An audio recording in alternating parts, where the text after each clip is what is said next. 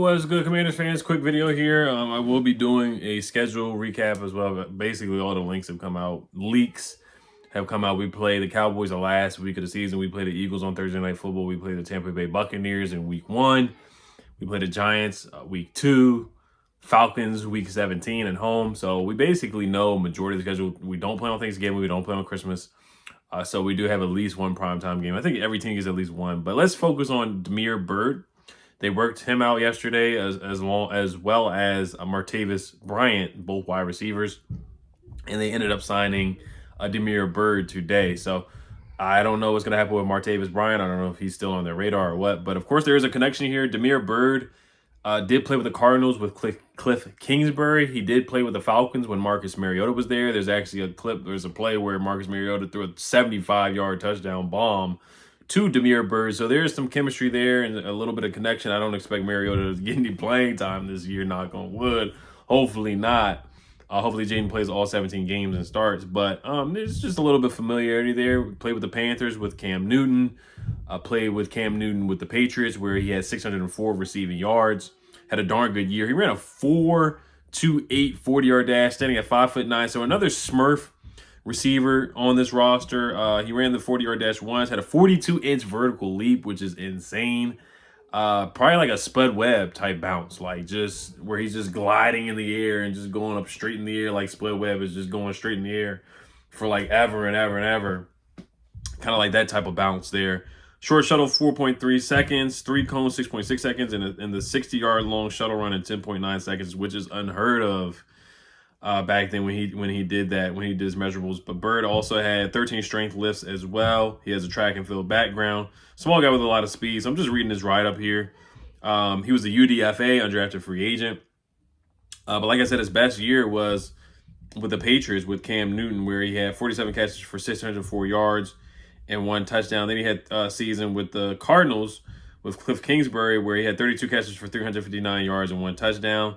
Didn't have any rushes. He did have a really big play with the Bears, where he had a 54-yard catch on like Thursday Night Football, Sunday Night Football against the Packers, where Justin Fields was his quarterback at that time as well. Now, 2023, he only played in 1 game and had 2 targets, 0 catches. 2022, played in 14 games, 4 starts, 13 catches for 268 yards and 2 touchdowns. That's with the Falcons. That was the year with Marcus Mariota where his longest catch was set for 75 yards from Marcus Mariota. And then kick returning and punt returning. You know, he could compete for the punt returner spot or the kick returner spot, but he hasn't returned a punt or a kick since 2021. The last time he returned a punt was in 2021, where he had 1 return that year in 2021. He had 2 returns in 2020, and then 11 returns in 2018. Then he had a kick return touchdown with the Carolina Panthers in 2017, where that was a nice kick return there. So he's a shifty guy. He can make a guy miss in a phone booth. Just shifty, quick, explosive. Another dynamic receiver, more like a slide. He actually lined up on the outside. I have a couple of advanced stats here too that shows that he lined up on the outside pretty frequently when he was with the Patriots at one time. But yeah, I mean, he's a talented player. He's more like a wide receiver 4 or 5. He had a 100-yard game against the Texans as well. So I mean, he said some big games. Oh, the Chicago game where he had a 2-point conversion catch where he like caught it. Basically had to hold the ball out with 1 hand. That was just a tough catch for a go-ahead touchdown. 2-point conversion to win the game. You just see him going over the middle. He's not scared at all. 5'9" guy. Just a tough player for sure. I'm trying to find the stat. So yeah, Damiere Byrd lined up out wide on over 93% of his snaps in 2020. That was the year in New England where he had the really, really good season with Cam Newton, where he had 47 catches for 604 yards. For sure, that was his career high. He only had 1 drop on 31 targets of 10-plus yards down the field when lined up out wide. In New England that year, they were 30th in passing yards with 3,135 passing yards. Cam Newton just had he didn't have a great year. I think Brian Hoyer had to play a couple games too when Cam Newton was out. So the quarterback play there was just very, very, very inconsistent for sure. But like I said, familiarity with Cliff Kingsbury. Familiarity a little bit with Marcus Mariota. So I think it's a solid signing coming in to compete with Jamison Crowder for that punt returner, kick return spot.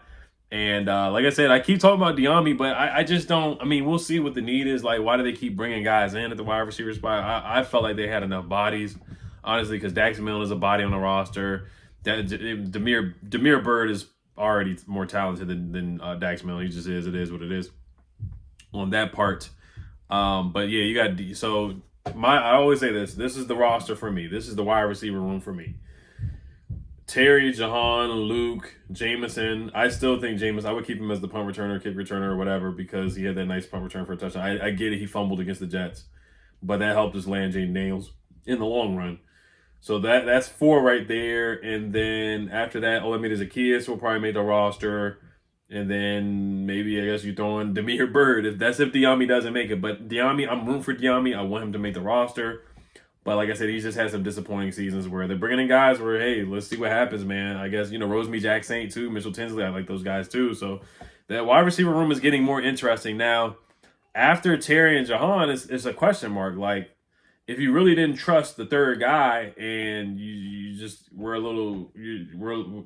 maybe Adam Peters is kind of iffy and is just looking for that third guy, then maybe you should have kept Curtis Samuel. I got to see how much he got signed for from the Bills, but from what I heard so far in OTAs and rookie minicamp, Luke McCaffrey has looked the part. He cooked Chiggy in practice the other day, but like I said, Chiggy's a UDFA. No disrespect to UDFAs, but Luke McCaffrey has looked the part from what I heard in minicamp and from OTAs and rookie minicamp. So, like I said, you can't take too much stock in it, but they're just bringing in competition. They got a lot of bodies at the wide receiver spot.